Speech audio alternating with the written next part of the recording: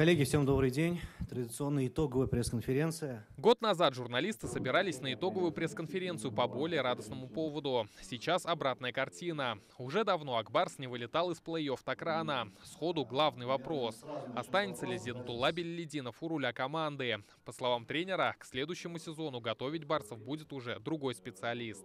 Работа главного тренера, в общем, требует больших сил, эмоций и, в общем-то, большая ответственность. Вот. Поэтому я думаю, что для меня, значит, лучше, если я буду работать в хоккее, но в каком-то другом формате. Вот. Тем более, что у нас и договоренность была в прошлом сезоне, что я на один сезон только подписываю. Поэтому как бы все было и запланировано. Зиннатулла Беллидинов подхватил кризисную команду по ходу прошлого сезона и довел до финала Кубка Гагарина. Но хоккейную сказку повторить не удалось. Выступление в плей-офф Ак-Барс в этом сезоне закончил непривычно быстро.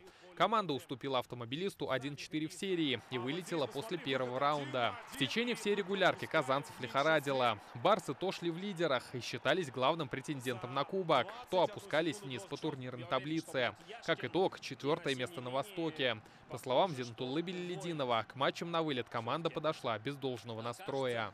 Плей-офф – это серьезное соревнование. Все команды, в общем-то, мобилизуются, игроки мобилизуются, командное настроение должно быть такое боевое.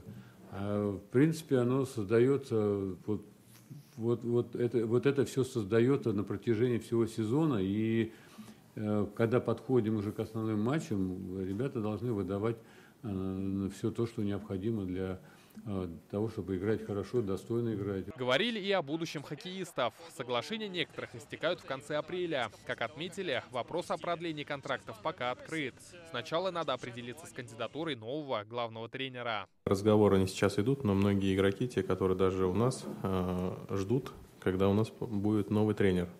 Вот, соответственно, где-то замедляется, но предварительно по каждому не буду, но такие договоренности есть. И по контрактам, и это. Если будет какая-то определенность в ближайшее время, то, соответственно, мы будем уже параллельно объявлять продление контрактов. Пока все игроки и тренеры находятся в расположении команды. В графике перед отпуском, тренировки в упрощенном режиме. Контракты у большинства игроков действуют до 30 апреля. Кто из хоккеистов покинет команду, а кто останется в коллективе, станет известно позднее. Пока же ясно одно. Ак-Барс ждет очень насыщенное межсезонье. Рамиль Галиуллин, Данил Филатов, ТНВ, Казань.